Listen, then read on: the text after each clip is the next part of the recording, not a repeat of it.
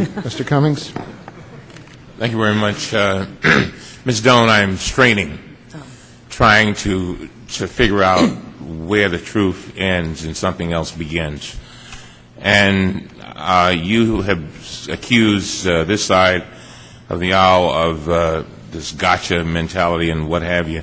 But I want to go back to some of your statements, Ms. Doan, and maybe you can help me. When you testified before our committee on March 28th, you stated, and I quote, "I do not think that any government agency should be engaging in partisan political activity." I know you're reading something, but this is very important. Do you remember saying that? I'm sorry. Could you repeat the question? Well, you're taking up my time.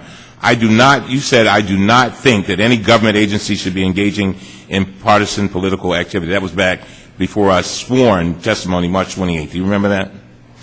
Yes. Okay. You also said, and I quote, "I have to tell you, polls and stuff like that, this isn't my thing. This isn't what really motivates me or energizes me." Do you recall that?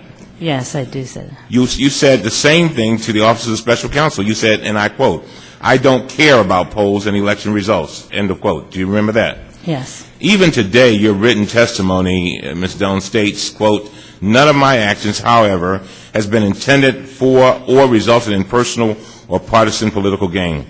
I want you about the veracity of these statements, your intentions and your motivation. First, it's a matter of public record that both you and your husband have been Republican National Committee regents. To be a regent, you have to raise $250,000 for the Republican Party, and as regents, you have been invited to fundraising events with the White House officials. Is that correct? Is that correct? No, that's not correct. Well, correct me. You don't have to raise the funding. You can do your own contributions if you choose. You did yours? Yes. Okay, thank you. We have been informed that on May 17, 2005, you attended a Regents breakfast at St. Regis Hotel. The speaker was Al Hubbard, who works at the White House as assistant to the president for economic policy. Do you recall attending the meeting on May 17, 2005? Yeah, basically. Let me show you a document that references this meeting.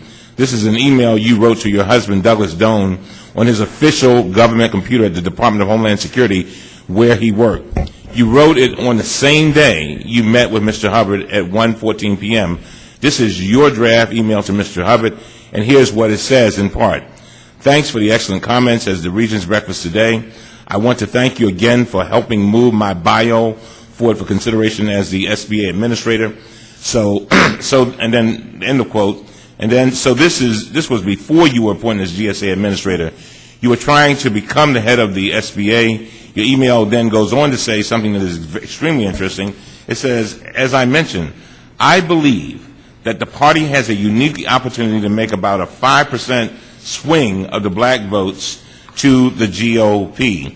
You go on to say, "One of the largest concentrations of wealth and influence lies in the black business community, small black business owners who represent the largest percentage of participants in the various SBA programs." Are you familiar? Yes. Very well.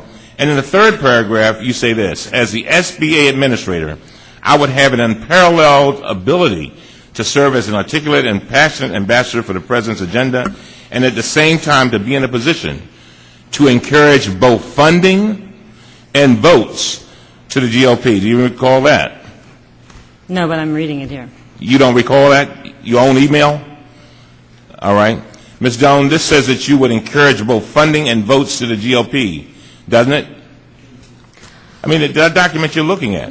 My intention here was to simply be a good example. I was a private citizen at the time. I was not in a political position, and I had not had a Hatch Act briefing.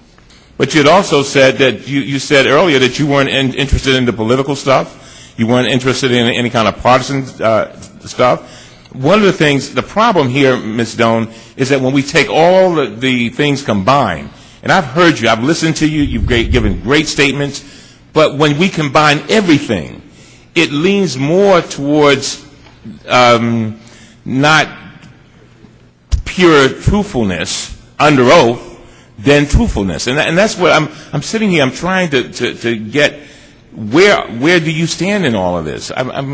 Because it seems as if when there are questions about your truthfulness, then you go off and you say things like, well, you made a mistake. Well, where do the mistakes end and the truth begin? First, Congressman, one email in a lifetime does not constitute a passion. Secondly, this is something that occurred as a private citizen long before I became a political appointee and long before I actually understood the rules and regulations that surround political appointees, Hatch Act briefings, Hatch Act training, and things of that nature. But you also said, Ms. Doan, in the email about a very specific goal, 5% swing of black votes to the GOP. Congressman Cummings, I cannot tell you exactly what the context was in which this email was written at the time. What I can tell you is that then I was a private citizen. Now I am in a political position. I was not the GSA Administrator at the time. I had not had a Hatch Act briefing. Thank you. I see my time is up. Thank you, Mr. It is up.